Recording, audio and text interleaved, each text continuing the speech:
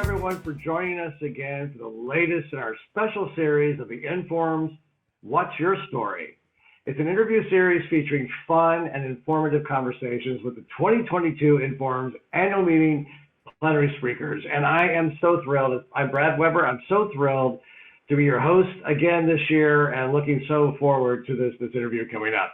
So I'm being joined today by Maxine Bédat, founder and director of the Think and Do Tank, the New Standard Institute, and author of Unraveled, The Life and Death of a Garment, an FT Business Book of the Year. Maxine, thank you so much for being here. What a pleasure, and thanks for joining me.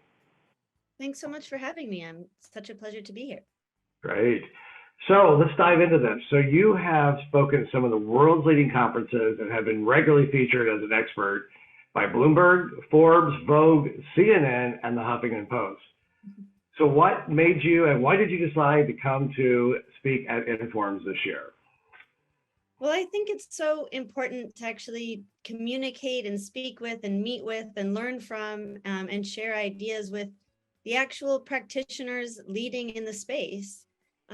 Ultimately, when we're talking about the fashion industry, which can be glitz and glam, it's people like you that are actually making it happen and making that glitz and glam happen. So it's really critical, and I'm super excited to be a part of it, to engage, to speak each other's languages, because we're ultimately in the same space. So that's why I'm really thrilled to be joining. Thank you. And I love fashion, so I can't wait to I've been trying to figure out all my outfits for next week at the show. So Alec, I want to talk to you about your career. So you it looks like you began your career in international law, which I'm just fascinated about how that kind of weaves together in founding a sustainable fashion company and a think tank. So tell us a little bit about your journey and how you got here. Yeah, it was definitely a winding road, but I've always just been very interested in how things come to be. I'm not an engineer, but I'm in awe of engineers, if you will. And so whether it was, bridges and tunnels and just how do people figure out how those all work together and how we get from A to B, I was always really interested in that. But I went down a legal path because I've been interested in also how people interact with each other. And so it was always just wanting to know, how does the widget get made? That has kind of been the through point throughout my career. So I started in international law. I then started working with artisans in the developing world. That led me to the company called StORy, which was then working in apparel supply chain, really just trying to tell the story, share with people everything that goes into actually producing the garments that they wear every day. And then that ultimately led me to the work that I do now at the New Standard Institute and the book, which was the journey of, being able to really meet my curiosity and go travel on the same journey as a pair of jeans. That's so great. It's so fascinating, what you've done, and I love that title. The life and death of your jeans. Can you give us just a little bit of a sneak peek about that? Yeah, so the Unraveled, the life and death of a garment is really getting into that journey. So I got to travel and I, try to bring readers along into the story of how jeans get made. So we start in Texas on a cotton field and learn from farmers about why they've taken the decisions they've taken, what their life is like as farmers, then go and travel with the bale of cotton to China to visit textile mills and see how that bale then, it was so cool to travel halfway around the world, meet a bale again, see that bale get cut open of cotton, and then see how that magically gets transformed at a textile mill into a piece of cloth that's dyed and ready, and to be cut and sewn into a pair of jeans. Then we go from manufacturing facilities in China to Bangladesh and Sri Lanka, which are major garment producing areas, and look at the production lines of how that fabric is then cut and sewn into the pair of jeans that we come to recognize. And then we go from there back to the US to spend time with distribution facility folks and learn about their lives and how they get that product and put it in a package and get it to our door. And we spend time with shoppers like you and me who are buying this stuff, engaging with this product, and of their relationship with their closet. And then ultimately, when we tire of our things, we get rid of it somehow, either through throwing it away or putting it in the donation system. And so we walk through that, spend time with the New York Department of Sanitation, learning about what happens when we throw things away. And then likewise, what happens when we donate, say, to a Goodwill, what's happening on the back end.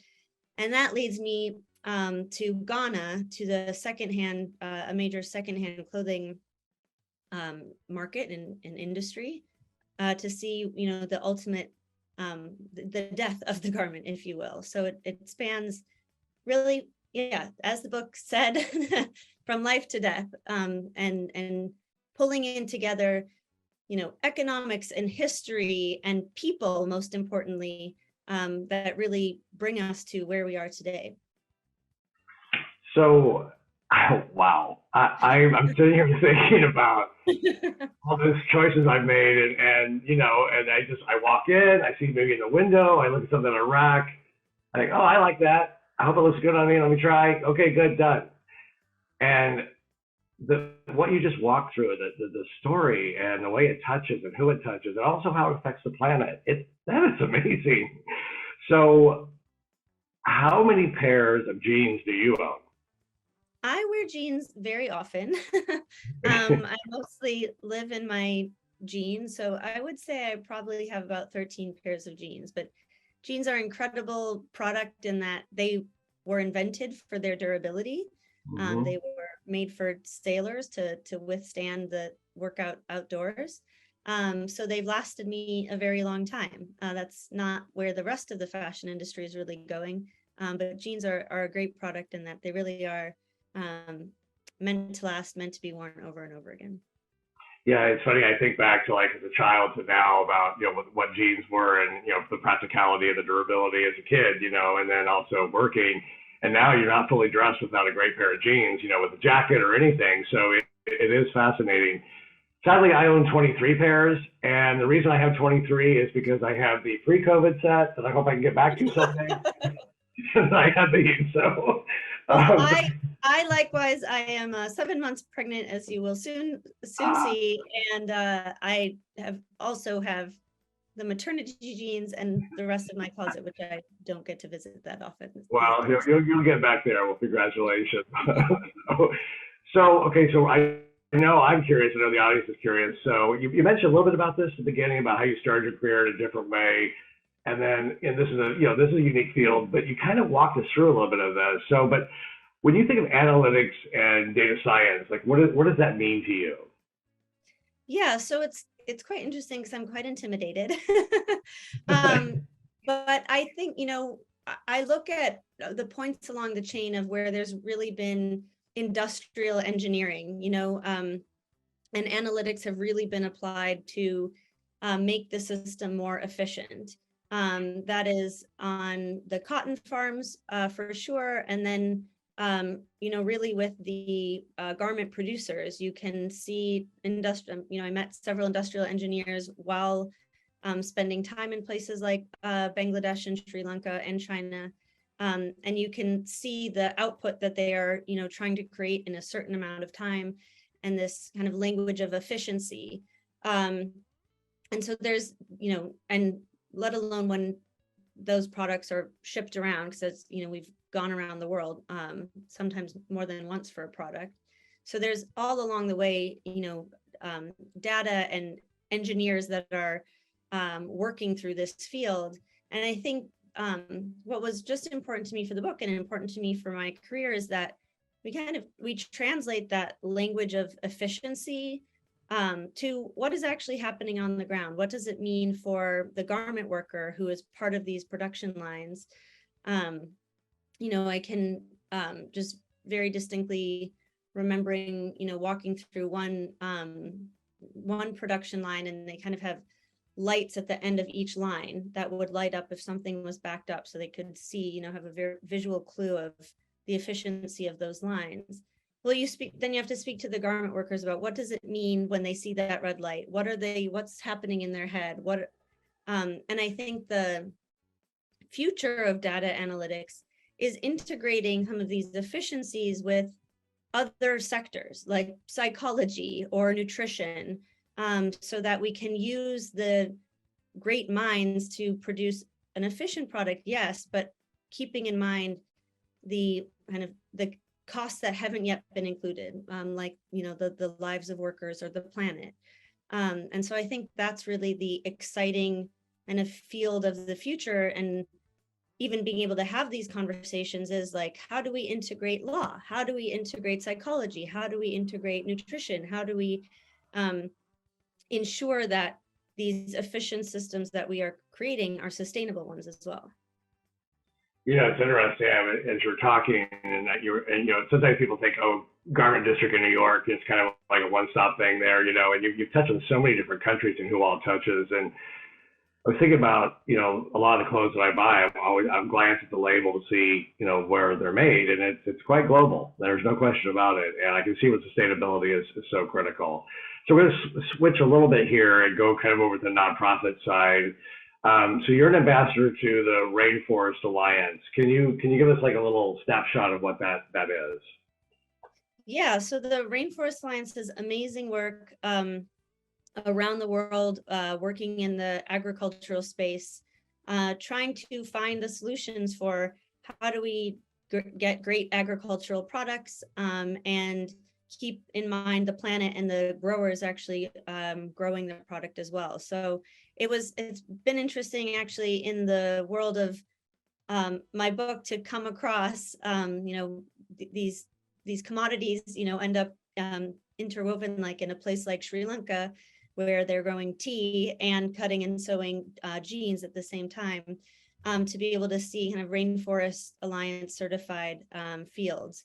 So it is not dissimilar work. It's very parallel work of how do you create the right economic incentives to ensure that the farmers are getting paid a decent wage, and that the land is actually being managed in a way that is sustainable, that can continue to produce, whether it's tea, coffee, cocoa, into the future. So very much working in different sectors, but on the same, very much on the same themes.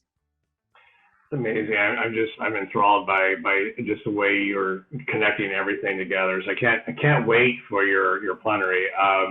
So you're a newly minted Informs member. So can you talk a little bit about what's already been useful for you and what you look forward to growing with Informs?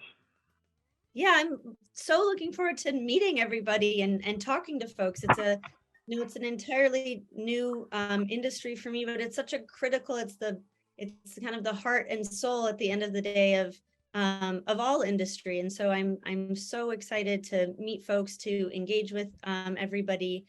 And yeah, I hope that we can have many conversations at Informs and start, many relationships going forward. It's an incredible community. You're gonna really enjoy it. So let's completely change it up, okay? So we're gonna have some of our round robin kind of fun and wild questions here. So we're going to take you back to high school. So first of all, tell us what you were like in high school. And secondly, what advice would you give today to your most younger self back in high school? Ooh, I would probably say to not stress out so much. I think I had a lot of, because I liked so many different fields, I didn't know what to do or where to go, or so I would tell my younger self that anywhere you start in this journey, you're going to learn a lot, and it's not going to be where you end up necessarily, but all of those things are good things, and that we really need, I think, in this world in which we're moving into, people who can see things from different lenses, and that's going to be how we're successful in the future. So your starting point that doesn't matter as much as you think is what I would tell my youngest self. It's interesting what you just said. When you kicked off and said, not stress so much. I had the opportunity to talk to so many brilliant people, and sometimes this question will come up as one of our fun questions. Almost 100%. That is one of the things that people say. Really? Oh, that's super Yeah. So I think so. Everybody out there, think about that, okay? Especially if you're early in your career. So, all right, let's switch over to music. So, which music artist would you like to have written the soundtrack to your life? Oh my God, I am so bad at music. I like Mozart. I would say. Yeah, wow. I know. I'm either like a classical opera or like top 40. It's runs the gamut. You could do a blend. You could do a blend. That would be fun. Yeah, exactly. I would like a blend. And I mean, truly, I would like a blend because I think of, and even writing the book, it was like, I want the TMZ version of what is happening in the supply. I want like the gossipy bits. And so, yes, I would love a blend of like Mozart and Beyonce, please. Oh, wow. I think there's something there, So, all right. So I'm gonna ask you a question to say something about yourself that people don't know, which of course now they're going to know. So any hidden talents that you'd like to share? A weird one was I used to be a ballroom dancer. That was my major sport in high school and college. Wow. I was a weird kid. No, that's amazing. I took ballroom dancing lessons and I had to leave after 2. They actually suggested I try something else. I was disrupting the whole class. So, wow, that's incredible. Did you ever compete? Yeah, I was major competitive ballroom dancer. Wow. I think it's the same way as my fascination with infrastructure. I saw a movie when people were ballroom dancing. I was like, how do they know what direction to go? That's amazing. How do they figure that out? How do they read each other? And yeah, that fascination led me into ballroom dancing. Well, maybe I'll introduce you in live as Ginger Rogers, okay? So I hate doing this because we're having so much fun, but this is our last question. So it's a fun one. And listen to it carefully because there's a little twist in here. Yeah. You walk outside and you find a $10 million winning lottery ticket. What do you do? If I find a $10 million, okay. Well, I would have to see if it's somebody else's, I guess, if I've just found it. So I would do the ethical thing and see if it was somebody else's. Then the lawyer in me, if there was nobody that was claiming it, would feel just great about claiming it for myself. Then it would be a really big responsibility. I would probably set up a foundation. I might, get things that feel nice for me just because that would be a joy.